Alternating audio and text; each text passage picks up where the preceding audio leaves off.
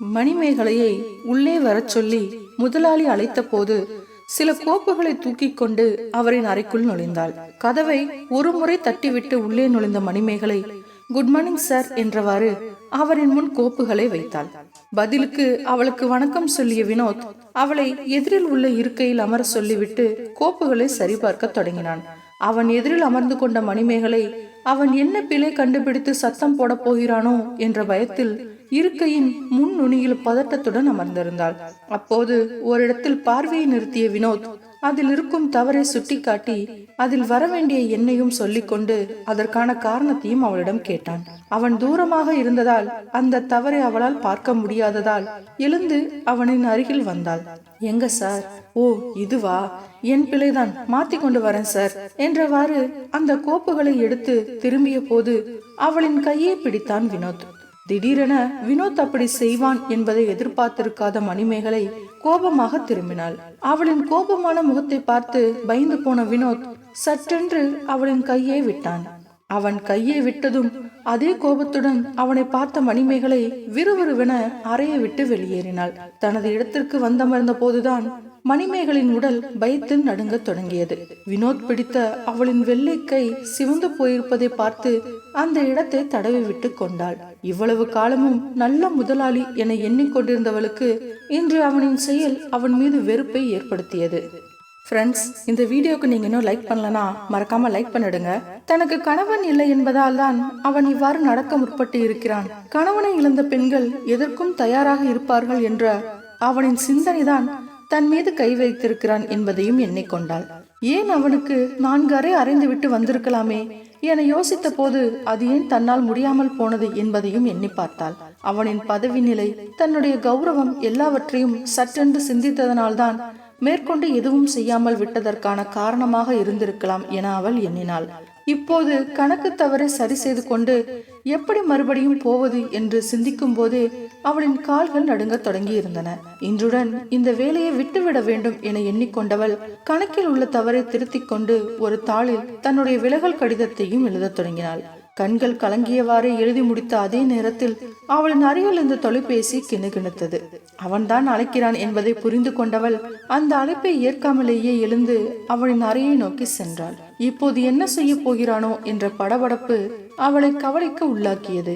இந்த முறை கை வைத்தால் செருப்பை கழட்டி அடித்துவிட வேண்டும் என்ற முடிவோடு சற்று தைரியத்தை வரவழைத்துக் கொண்டாள். இம்முறை கதவை தட்டாமலேயே உள்ளே நுழைந்தவள் அவனின் அருகில் செல்லாமலேயே சற்று தூரத்தில் இருந்து அவனின் மேஜை மீது கோப்புகளை ஒத்தென்று வைத்தாள். அவளின் இந்த திடீர் மாற்றம் அவன் எதிர்பார்த்ததுதான் என்பதால் எந்தவித பேச்சுமின்றி கோப்புகளை சரிபார்க்க தொடங்கினான் வினோத். அவன் பிழை செய்து விட்டான் என்பதால் அவனால் தன்னை எதிர்த்து இனி எதுவும் செய்ய முடியாது என்ற மனநிலை அவளில் தோன்றியதால் அவன் சொல்லாமலேயே இருக்கையில் அமர்ந்தாள் மணிமேகலை. அவள் அப்படி அமர்வதை கடைக்கண்ணால் பார்த்தவன் எதுவும் சொல்லாமல் கோப்புகளில் கையெழுத்திடத் தொடங்கினான். மறுபடியும் அவள் பிழை ஒன்றை விட்டு இருப்பதை கண்டவன் அவளை நிமிர்ந்து பார்த்து அந்த தாளினை எடுத்து எதுவும் பேசாமல் அவளின் முகத்தின் நேரே காட்டி பிழையை சுட்டி காட்டினான். தனது பிழையை மறுபடியும் அவன் கண்டுபிடித்து விட்டதால் சற்று பதட்டமான மணிமேகலை அவனிடமிருந்து அதனை வாங்கி பார்த்தாள். பின்னர் அவசரமாக அதனை திருத்தி பவ்யமாக அவனிடம் திருப்பி கொடுத்தாள். மறுபடியும் அதற்குள் மூழ்கி போய்விட்ட வினோத் எல்லாவற்றிற்கும் கையெழுத்து போட்டுவிட்டு திருப்பி அவளிடம் கொடுத்தான். அவன் தந்த கோப்புகளை எல்லாம் எடுத்துக்கொண்ட மணிமேகலை அவனை பார்த்து பேசத் தொடங்கினாள். சார், நீங்க செய்தது பிழை சார். நான் உங்க மேல மரியாதை வச்சிருந்தேன், ஆனா நீங்க அதை கெடுத்துட்டீங்க. நீங்க இப்படி செய்வீங்க என்று நான் கொஞ்சம் கூட எதிர்பார்க்கல. அதுக்காக நீங்க வருத்தம் கூட தெரிவிக்கல. ஆனா இனிமே யாரிடமும் இப்படி நடந்து கொள்ளாதீங்க, நான் போறேன் படபடவென்று சொல்லிவிட்டு வாசலை நோக்கி சென்றவளை பின் சென்ற வினோத் அவளின் கையை பிடித்து திருப்பினான். எனக்கு உன்னை படிச்சிருக்கு, நீ இப்படியே தனியா இருந்து என்ன செய்ய போற? என்னோட கொஞ்சம் ஒத்துழைத்து போ, நான் உனக்கு தேவையானதை செய்யறேன், உன்னையும் நல்லா வச்சுக்கிறேன், என்ன சொல்ற? திடீரென்று அவனின் அந்த கேள்வி மணிமேகலைக்கு கடும் கோபத்தை வரவழைத்தது. இவ்வளவு நேரமாக முதலாளி என்ற நினைப்பும் தன்னுடைய கௌரவத்தையும் பார்த்து கொண்டிருந்த அவளுக்கு அவன் தன்னை கேவலமாக சித்தரிப்பதை அவளால் ஏற்றுக்கொள்ள முடியவில்லை. உடனடியாகவே அடுத்த கையினால் அவன் முகத்தில் ஓங்கி ஒரு அறை விட்டாள். அத்தோடு அவள் அவனை ஏசவும் தொடங்கினாள். புருஷன் இல்லாத பெண் என்றால் அவ்வளவு இலக்காரமா? ஒரு சிலர் அப்படி இருந்தா எல்லா பொம்பளைகளும் அப்படி இல்லை. எங்களுக்கும் மானம், ரோசம், கௌரவம் எல்லாம் இருக்கு. அவங்கள போல என்ன நினைத்து கொள்ளாதே. நீ முதலாளியாக இருக்கலாம், அதுக்காக உன் காசுக்காக நான் அலையல. நான் உழைச்சு சாப்பிட்றேன். எனக்கு அந்த காசை உன்னோட இருந்துதான் வாங்கணும் என்றால் அது எனக்கு தேவையே இல்லை. உனக்கும் 2 பிள்ளைகள் இருக்கு, மனைவி இருக்கு. போய் அவளை சந்தோஷமா வச்சிரு. ஒருத்தி தனியா வாழ்ந்தா என்ன வேணா பண்ணுவீங்களா? சீ, அசிங்கம். நீயும் வேண்டாம், இந்த வேலையும் வேண்டாம். இந்த ரிசைன் லெட்டர் ரெடியா தான் எடுத்து வச்சிருந்தேன். கண்கள் சிவக்க பேசியவள் தனது கையில் வைத்திருந்த விலகல் கடிதத்தை அவளின் முகத்தில் வீசி எறிந்து விட்டு அந்த அலுவலகத்தை விட்டு வெளியேறினாள் மணிமேகலை. ஒரு பெண் சமுதாயத்தில் கணவனை பிரிந்தோ கணவனை இழந்தோ இருந்தால் அந்த பெண் சமுதாயத்தில் ஒதுக்கப்படுகிறாள். அதனை விடவும் அவளை தப்பான கண்ணோட்டத்தில் நோக்கும் சமூக பார்வை அதிகரிக்கிறது. அவளால் எங்கும் செல்ல முடியவில்லை, யாரையும் சந்திக்க முடியவில்லை. ஆண் உறவினன் ஒருவன் அவள் வீட்டிற்கு வந்து போனால் கூட அவள் அவனோட தொடர்பு உள்ளதாக கருதப்படுகிறாள். இதன் காரணமாக அவள் மன உளைச்சலுக்கு ஆளாகி இந்த உலகில் வாழ்வதற்கே அவளுக்கு விருப்பம் இல்லாமல் போகிறது. இந்த நிலை மாற்றப்பட வேண்டும். ஆண்கள் கணவனை பிரிந்தவளை இழந்தவளை தனக்கு சாதகமாக்கி கொள்ளும் மனநிலையை தவிர்த்து கொள்ள வேண்டும். அதே நேரம் பெண்களே பெண்களுக்கு எதிரியாக இருப்பதும் இதில் பிரதானமான காரணியாகிறது. நாளை தங்களுக்கும் இந்த நிலை வரக்கூடும் என்ற சிந்தனை அவர்களிடம் உதயமாக வேண்டும். அப்போதுதான் இந்த நிலை மாற்றமடையும். ஃப்ரெண்ட்ஸ், நீங்க நம்ம சேனலுக்கு ஏதாவது உதவி பண்ணணும்னு நினைச்சா வீடியோக்கு கீழே இருக்க தேங்க்ஸ் பட்டன் மூலமா உங்களால் முடிந்த பண உதவி செய்யலாம். மருமகனோடு மகளும் மருமகளோடு மகனுமாய் சூழ்ந்து நின்ற ஒரு நாளில் அதிரடியாய் அம்மா சொன்னாள், தனக்கு விவாகரத்து வேண்டுமென. ஆளாளுக்கு தங்கள் அனுமானங்களையும் கேள்விகளையும் ஆயுதமாய் எடுக்க ஆடிப்போய் அதிர்ச்சியில் வாயெடுத்து நின்றிருந்தார் அப்பா. ஊருக்குள் ஜமீன்தார் போல வாழ்ந்து வந்த அப்பா ஏழையான அம்மாவே அழகை பார்த்து வரதட்சணை ஏதுமின்றி மணந்து கொண்டாராம். மணமான நாளுக்கு மறுநாளே வீட்டில் பணியாட்கள் நிறுத்தப்பட்டனராம். அன்று முதல் இன்று வரை அடுப்படி முதல் தோட்டம் வரை அத்தனை வேலைகளையும் தனியாளாய் செய்து ஓடாய் தேய்ந்து போனேன் என்றெழுதாள்.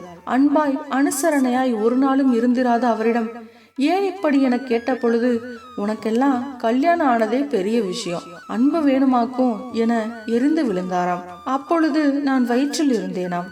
தன் குடும்பத்து ஆட்களின் முன்பாக மிகவும் கேவலமாய் பேசி அவமானப்படுத்துவாராம். தனது ஒன்றுவிட்ட சகோதரிகளின் முன்பாக அவர்களை குஷிப்படுத்த பிள்ளை பெற்று 15 நாட்களே ஆன பச்சை உடம்புக்காரியை பின்புறமாய் எட்டி உதைத்தாராம். குரல் ததும்ப அம்மா சொல்லி கொண்டிருக்க எனக்கு வலித்தது. இன்ப துன்பங்களோடு போராடுகையில் 2வது குழந்தையையும் பெற்றெடுத்திருக்கிறார். உணவு, உடை, குழந்தைகளுக்கான பராமரிப்பு செலவு என அனைத்துக்குமாய் அவரது அம்மா மற்றும் தங்கையிடம் கையேந்த வைத்தாராம். கட்டிலுக்கும் தொட்டிலுக்கும் மட்டுமே என உயிரற்ற ஜடமாய் வைத்திருந்தார். உங்க 2 பேரையும் தனியா ஆளாக்கிற சக்தி எனக்கு இல்லாததாலதான் இத்தனை வருடங்களாய் இவற்றையெல்லாம் பொறுத்து கொண்டேன் என்றார். எனக்கு குற்ற உணர்ச்சி மேலோங்கியது. உங்களுக்கெல்லாம் கல்யாணம் ஆயிடுச்சு, இனி உங்களை பற்றிய கவலை எனக்கில்லை. முதியோர் இல்லத்தில் எனக்காக ஒரு இடம் காத்திருக்கிறது. மீதமிருக்கும் நாட்களை நான் எனக்கு பிடித்த மாதிரி வாழணும். புத்தகம் படிக்கணும், இசை கேட்கணும், என் வயசுக்காரங்களோட தோழமையா பழகணும். தயவு செய்து என்ன தடுக்காதீங்க. கண்ணீரோடு கை கூப்பி நின்று அம்மாவை தேற்றுவதா தடுப்பதா என்று அறியாமல் அனைவரும் திகைத்து நிற்க அம்மா வாசலை கடிந்து வெளியேறி கொண்டிருந்தாள். ஃப்ரெண்ட்ஸ், இந்த வீடியோக்கு நீங்க இன்னும் லைக் பண்ணலனா மறக்காம லைக் பண்ணிடுங்க. கபாலி பள்ளிக்கூட வாசலில் நின்றிருந்தான், கையில் ஒரு பையோடு. பள்ளி கேட் பூட்டப்பட்டிருந்தது. தொற என வாட்ச்மேனை கூப்பிட்டான். வாட்ச்மேன் திரும்பி பார்த்ததும் பார்க்காதது போல அங்கும் இங்கும் நடந்து கொண்டிருந்தான். கபாலிக்கு ஆத்திரம் வந்தது. வாசல் கதவில் ஏறி போகலாமா என மனசு நினைத்தது. கபாலியின் மனசாட்சி பேசியது, ஏ கபாலி, இப்பதான் திறந்து இருக்க, தேவையில்லாம வம்ப விலைக்கு வாங்கி கெடுத்துக்காத என்றது. பொறுமை காத்தான். அவன் மகன் வேறு இந்த பள்ளியில் 4ஆம் கிளாஸ்ல படிக்கிறான். இப்போது கொஞ்சம் வேகமாகவே கூப்பிட்டான்.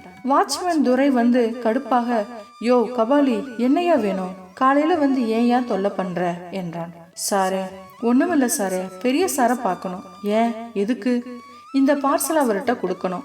ஏன், எங்கேயாவது திருடன பொருளா நீங்க கொண்டாந்து பதுக்க பாக்குற? ஐயா துரை, நானும் தொழிலை விட்டு பல மாதம் ஆயிடுச்சு. நானே என்னோட பையனுக்காக திருந்திட்டேன். நீ வேற கொஞ்சம் வாய மூடியா என்றான்.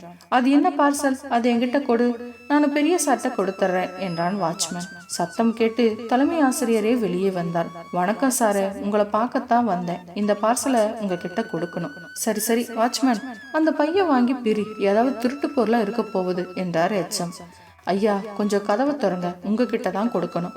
கொஞ்சம் பெரிய மனசு செஞ்சு கதவை திறங்க ஐயா. என் பொண்டாட்டி புள்ள மீது சத்தியமா சொல்றேன், இது திருடனது இல்லை என்றான். அரை யோசனையோடு வாட்ச்மேனை கதவை திறக்க சொல்லிவிட்டு தன் அறைக்கு போனார் தலைமை ஆசிரியர். சந்தோஷம் சார் என்றான் கபாலி. பையை தூக்கி கொண்டு ஓடி தலைமை ஆசிரியர் முன்னால் அவரது அறையில் உட்கார்ந்து பார்சலை பிரித்தான். ஆசிரியரும் வாட்ச்மேனும் உற்று பார்த்தார்கள். புது மின்விசிறி. என்னையா, எங்க திருடன என்றார் எச்எம். ஐயா பெரிய சாரு, செங்கல் சூளையில உழைச்சு சம்பாரிச்சதுயா. உங்க ஸ்கூல்ல தான் என் மகன் படிக்கிறான். நான் திருந்திட்டேன், என்னைய திருந்த விடுங்கய்யா என்றான் கபாலி. சரி சரி, வியாக்கானம் வேண்டாம், வந்த விஷயத்துக்கு வா என்றார் எச்எம். அது ஒண்ணும் இல்லையா, போன வாரம் நானும் என் பொஞ்சாதியும் ஓட்டு போட வந்தோம். என்னோட மகன் படிக்கிற 4ஆம் கிளாஸ்ல பூத் இருந்துச்சு. மேல காத்தாடி இல்ல, வெயில் வேற, சீமை ஓட்டுல இறங்கி அனலா இருந்துச்சு. தேர்தல் அதிகாரியெல்லாம் ஒரு நாள் டியூட்டி பார்த்துட்டு போயிடுறாங்க. பாவம் பிள்ளைங்க வருஷம் பூரா அதோட பாடம் நடத்துற வாத்தியாரெல்லாம் புழுக்கத்துல பாடம் நடத்துறாங்க. வகுப்புல காத்து வசதி இருக்கணும் ஐயா, அப்பதான் பிள்ளைங்களுக்கு படிப்பு மனசுல பதியும். அதான் இந்த காத்தாடிய மேல மாட்டுங்க, ஒவ்வொரு மாசமா வருமானத்துல இன்னும் காத்தாடி வாங்கி தரேன்யா என்று சொன்னவுடன் எச்சம் உணவுபூர்வமாய் கபாலின் கையை பிடித்து குலுக்கினார். தனக்கு மேலே சுழன்ற மின்விசிறியை நிறுத்தினார். கபாலி, உன்னை பத்தி தப்பா நினைச்சிட்டேன், மன்னிச்சுக்க என்றார். ஐயா பெரிய வார்த்தையெல்லாம் சொல்லாதீங்க, ஏதோ மனசுல தோணுச்சு. ஐயா ஒரு வேண்டுகோள், இதை யாருகிட்டையும் சொல்ல வேண்டாங்க ஐயா என வணக்கம் சொல்லி புறப்பட்டான் கபாலி. கபாலியின் பெருந்தன்மையை நினைத்து எச்சம் பெருமைப்பட்டார். ஃப்ரெண்ட்ஸ், இந்த வீடியோ முடிவுல வலது ஓரத்துல வர கட்டத்துல இன்னும் சூப்பரான கதை இருக்கு, அதையும் பாருங்க, நல்லா இருக்கும். ஓகே ஃப்ரெண்ட்ஸ், இந்த வீடியோ உங்களுக்கு பிடிச்சிருந்ததுன்னா மறக்காம லைக் பண்ணுங்க, கமெண்ட் பண்ணுங்க, ஷேர் பண்ணுங்க. மறக்காம சேனலை சப்ஸ்கிரைப் பண்ணிக்கோங்க. நன்றி.